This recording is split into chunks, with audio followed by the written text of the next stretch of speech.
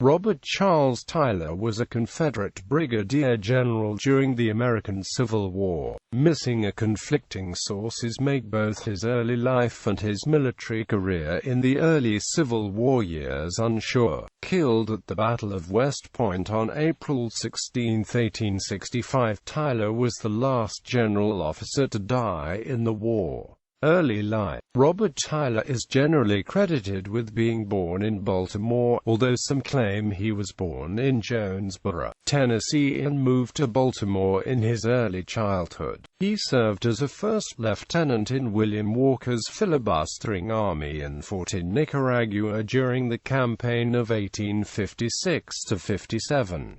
Returning to Baltimore via New York City, he moved to Memphis, Tennessee, working as a clerk. Prior to the war, he allegedly helped organize the Knights of the Golden Circle. Civil War. When the American Civil War erupted, Tyler joined the Confederate Army as a private in Company D of the 15th Tennessee Infantry Regiment, and was promoted to quartermaster sergeant the same date. Within early 1861, Tyler was promoted to the position of regimental quartermaster, and is said to have been quartermaster general on the staffs of Generals Benjamin F. Cheatham and Gideon Pillow, with the rank of captain and later as major. Promoted to lieutenant colonel shortly before the Battle of Belmont as his predecessor resigned, Tyler commanded the regiment during the battle as Colonel Charles M. Carroll was absent. Tyler retained command of the regiment till the Battle of Shiloh. Losing 3 horses under him, he was wounded himself on April 7. His services were officially noted by Tyler's brigade commander, Brigadier Bushrod Johnson, stationed at Corinth. The 15th Tennessee reorganized, and Tyler was elected to become colonel of the regiment, partially due to his wounds. By order of General Braxton Bragg, he served as Provost Marshal General of the Army of Tennessee during the Confederate Heartland Offensive. After the Battle of Stones River, the depleted 15th Tennessee was consolidated with the 37th Tennessee Infantry Regiment, and Tyler was selected by General Bragg to command the 15th 37th Consolidated Tennessee Infantry Regiment, which he led into the Battle of Chickamauga.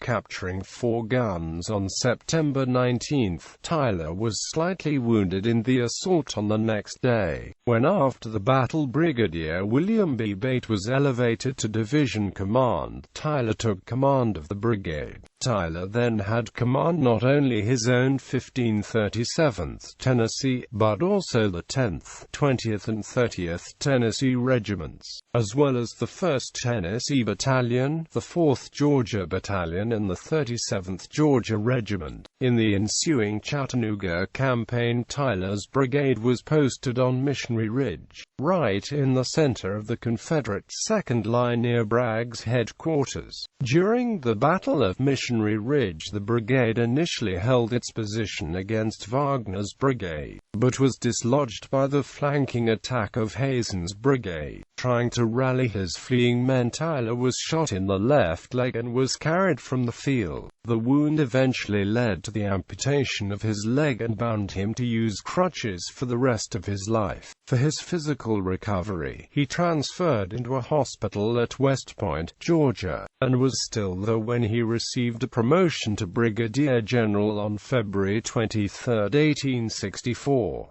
Though his brigade was renamed Tyler's Brigade, he never commanded the unit in the field. Instead, he stayed in Georgia and later in 1864 commanded a camp near Macon where dismounted cavalrymen, stragglers and shirkers were organized into infantry. When the area was evacuated in late 1864, Tyler returned to West Point as commander of Fort Tyler, a small square earthwork with 2 field guns and a large 32-pounder gun. He held the position during winter, guarding the railroad bridges over the Chattahoochee River with a small detachment of convalescent soldiers, invalids and militiamen. Battle of West Point on the morning of April 16, 1865, 7 days after Robert E. Lee's surrender, one of the brigades of Wilson's Cavalry Corps, commanded by Colonel Oscar Hugh LaGrange and accompanied by a battery of artillery, attacked Fort Tyler. The battle raged on through most of the day as the outnumbered Confederates under command of General Tyler attempted to hold their fort. Around noon, during a stalemate, Tyler looked out onto the battlefield and was shot by a sniper positioned in a nearby cottage, which Tyler had refused to burn earlier because he knew the owner and did not believe the person could afford the loss.